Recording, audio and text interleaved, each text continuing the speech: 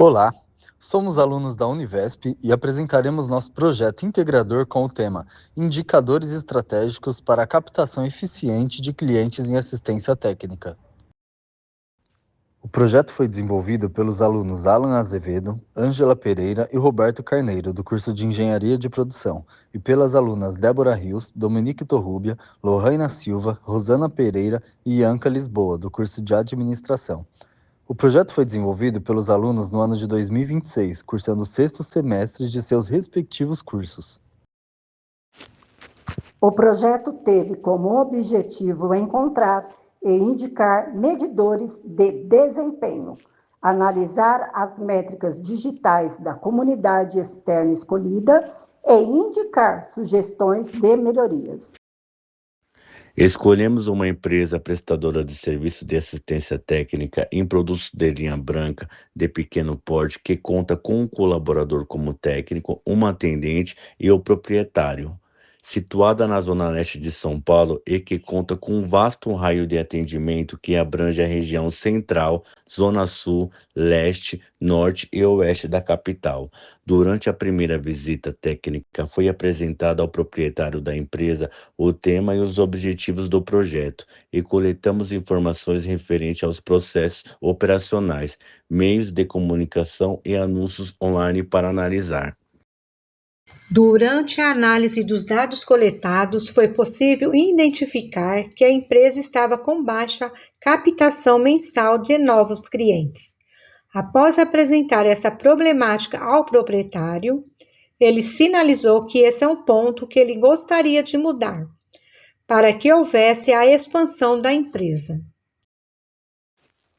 Adotaram-se 2 KPIs: a taxa de cliques, CTR, responsável por medir a relação entre cliques e visualizações de um anúncio digital, e o índice de satisfação do cliente, cujo propósito é identificar aspectos positivos e pontos de melhoria na percepção dos usuários. Implementamos o Google Forms para avaliar o nível de satisfação dos clientes em 3 áreas do atendimento: o atendimento do atendente, o atendimento do técnico e a satisfação com a resolução do problema. E, ao mesmo tempo, incentivamos a participação por meio de bonificação financeira. Os clientes que respondessem seriam informados ao final do formulário que receberiam um voucher de desconto, válido por um período de 6 meses, sendo cumulativo a cada cliente qualificado via indicação. O CTR é um indicador que nos permitiu medir a porcentagem de usuários que visualizaram o anúncio e efetivamente clicaram nele, permitindo avaliar a eficácia do anúncio em gerar engajamento em relação ao número de visualizações. Durante os meses de janeiro e fevereiro de 2026, coletamos dados para analisar a taxa de retenção dos anúncios. Observamos que, apesar do alto volume de impressões, o número de cliques permaneceu baixo, indicando baixa conversão. A análise temporal mostrou que os anúncios recebiam mais visualizações antes do horário de almoço e no final do expediente, enquanto o maior fluxo de contatos ocorria justamente no horário do almoço. No entanto, esses períodos de maior visibilidade não recebiam investimento suficiente, o que fazia com que os anúncios não aparecessem entre as primeiras posições. Tendo em vista que grande parte dos potenciais clientes é de trabalhadores assalariados, que o tempo hábil para resolver questões particulares é principalmente no horário de almoço, realizamos entrevistas com parceiros com o intuito de verificar possíveis gargalos a serem solucionados. Os parceiros entrevistados informaram que normalmente o período que antecede o horário de almoço é o momento em que seus anúncios ganham maior visibilidade, refletindo em um maior fluxo de contatos no horário de almoço.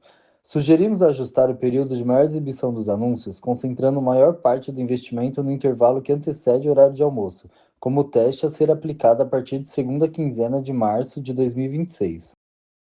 Como podemos observar no gráfico, a primeira quinzena do mês de março conta com 5.886 impressões e 440 cliques.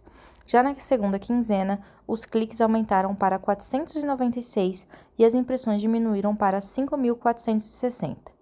Podemos concluir que durante a segunda quinzena do mês de março de 2026, houve uma mudança significativa na taxa de retenção de clientes, que antes era de 7,47% e passou a ser de 9,08%. Observou-se também que quanto mais bem direcionado o horário de exibição dos anúncios, menor é o volume de impressões, porém, mais qualificado é o público alcançado. Este ajuste permite que os clientes certos encontrem o que procuram, resultando em uma taxa de retorno mais elevada para a empresa. Sugerimos ao proprietário que implementasse um roteiro padronizado de respostas via WhatsApp, na intenção de profissionalizar mais o atendimento. Porém, essa sugestão foi aceita apenas parcialmente. Segundo o proprietário, a padronização total do atendimento não seria viável, uma vez que o formato da interação varia conforme a preferência do cliente. Parte do público evita mensagens por motivo de segurança, baixa familiaridade com tecnologia ou falta de tempo, recorrendo assim ao atendimento telefônico. Após a coleta e apresentação dos dados ao proprietário, ele demonstrou concordância com as sugestões propostas e autorizou o grupo a prosseguir com a implementação das melhorias, desde que observadas as ressalvas por ele indicadas.